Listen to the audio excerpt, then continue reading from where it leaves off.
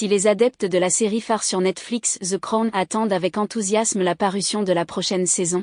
plusieurs membres de la monarchie d'Angleterre appréhendent au contraire la mise en ligne de cette nouvelle saison inspirée de leur famille. La saison 5, disponible le 9 novembre 2002 sur le géant de streaming, mettra d'ailleurs en lumière le célèbre entretien donné par la princesse Diana à la BBC en novembre 1995. Ce choix éditorial ne ravit pas le prince William, en désaccord avec le traitement réservé au personnage de Lady Di dans la série. Selon la correspondante à Buckingham Palace du Télégraphe, dans le journal de ce samedi 15 octobre, cette interview lui procurerait une tristesse indescriptible, car il estime que les mensonges racontés à sa mère pour qu'elle accepte de se confier devant la caméra ont fortement contribué au sentiment de peur, paranoïa et isolement qu'elle a ressenti dans les dernières années de sa vie. Une enquête dirigée par la Cour suprême du Royaume-Uni a en effet reconnu, en mai 2021, le journaliste de la BBC Martin Bashir coupable de tromperie et d'avoir enfreint la conduite éditoriale pour obtenir l'interview. Ce dernier aurait fourni à la princesse de Galles des documents falsifiés dont un faux reçu d'avortement au nom d'une des anciennes maîtresses de son mari. À la suite de cette enquête, le prince William avait déjà fait savoir qu'il considérait que cette interview a participé à la création d'un faux récit,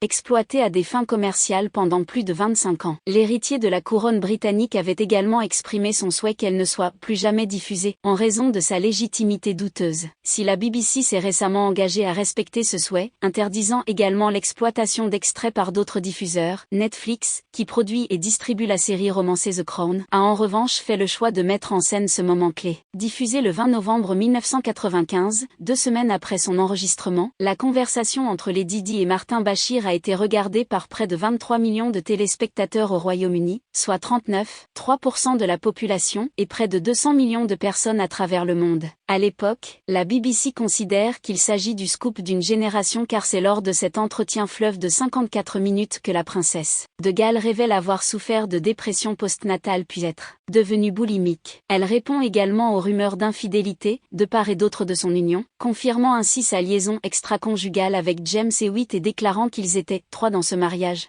en référence à la liaison de son mari avec Camilla Parker Bowles.